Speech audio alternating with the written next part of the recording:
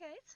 I'm back in the tasphere.com of Ibn Kathir, and this is a remake with a few corrections from the last video in reference to the female camels.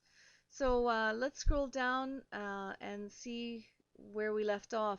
Oh, by the way, here we're in Surah 56 or chapter 56 of the Quran, and this is a Muslim website. This is not a Christian website. So the information taken from here is standard Islamic teaching, which all of the present day Muslims, forefathers, and ancestors believed in and followed. So, because Ibn Kathir is one of Islam's top scholars, historical scholars, which every Muslim believed in throughout the centuries. Okay, so let's go down to where we left off before. We were talking about uh, a ramskin-sized grape that Muhammad said would feed the whole clan of a fellow Bedouin. Let's read on now. We left off where this paragraph was describing how easy it'll be for the Muslims to reach the fruit in paradise. You know, that nice ramskin-sized grape. But let's go on and see what happens after this story. Right away, Allah, He goes in and He leaves the fruit for the virgins. And we're going to read now what else Allah has to say to us. It says here, on the couches raised high, meaning high, soft, and comfortable, Allah said, Verily, we have created them a special creation and made them virgins. The ayat describes the women who will be on the beds and couches, but since mentioning the beds hints at them, they are not directly mentioned. Isn't that cute, guys? If you think of beds and couches, you can automatically assume that there are sexy women laying there waiting for you. Let's go on and see what else we can read here. For instance, Allah said that Solomon said, when there were displayed before him in the afternoon well-trained horses of the highest quality, he said, I did love the good, instead of remembering my Lord, till the time was over, and it was hidden in the veil of night. And as I said before, this is referring to the sun setting. And so, in other words, Solomon did enjoy the good instead of remembering his Lord till the time was over and the sun set into the darkness, or, it became dark. So, what is the message here? It's fairly clear, I think, that Allah in the paragraph before is talking about women on beds and referring it to or equating it to Solomon having well-trained horses of the highest breed. And I said in the last video, a fancy breed, because this is what they're going to be, is very fancy women. After all, Allah's going to refashion them. So let's move on. Now we know that women in Jannah are going to be the equivalent of well-trained horses. Let's read on here. It says, Verily we have created them, implied the maidens of paradise, although it did not mention them directly. Blah, blah, blah. Let's read on. And the whore, look at that. I love this word, whore. Whore is the same as the English whore, spelt different, but does the same action and, quite frankly, means the same. Considering you put in the description of the whore in Jannah, there isn't much difference between the Western word of whore. So it's cute, cute. It fits for the Islamic heaven anyway. Let's go on. And whore, fair females with wide, lovely eyes like preserved pearls. Wow. Therefore Allah's statement, Verily, we have created them, meaning in the other life, after they became old in this life, they were brought back while virgin, youthful, being delightfully passionate with their husbands, beautiful, kind, and cheerful. Some sort of a little hidden insult to Muslim women today, implying that they were not any of these qualities. Anyway, let's go on. In paradise, the believer will be given such and such strength for women. Wow. This is where Allah is apparently getting a little bit carnal.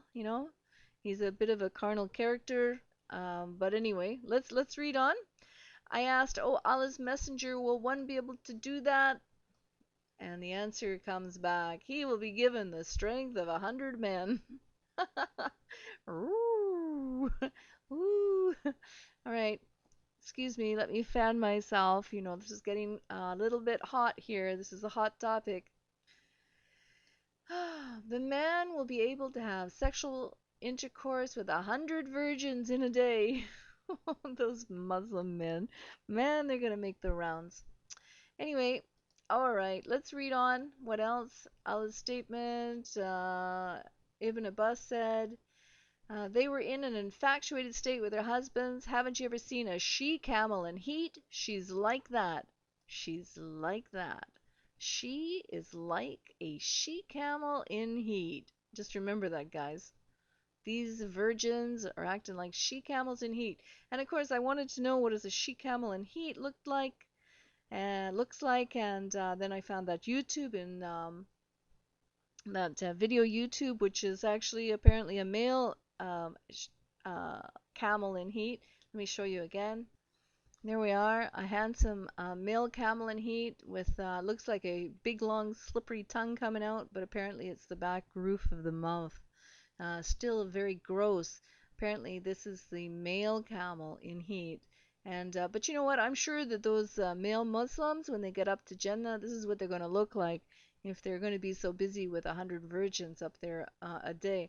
Either they're going to be exhausted with their tongue hanging out, not be able to continue on, or they're just going to be slippery, slimy characters that are going to be busy on beds, right?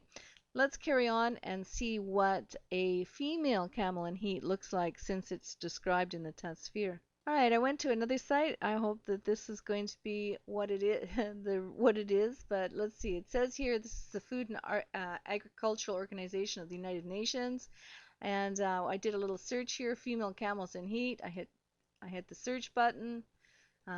This came up, camels. I clicked on that. I scrolled down here. Camels, llamas, all right. And I scrolled down to read about the camels in heat so I can figure out what's going on. This is the male camel, actually, which we saw the video on. It says the back portion of the roof of the mouth is pushed out through the mouth like a pink ball. And so I suppose that's what we were viewing earlier with the mistaken title on that other video from YouTube. So let's go down. It says here's the female camels in heat. Here are the signs of the female camels in heat.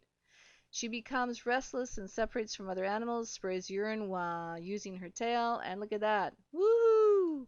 The vulva becomes wet and swollen. So, you know, this is obviously what was being implied in the Tasvir of what a she camel looks like.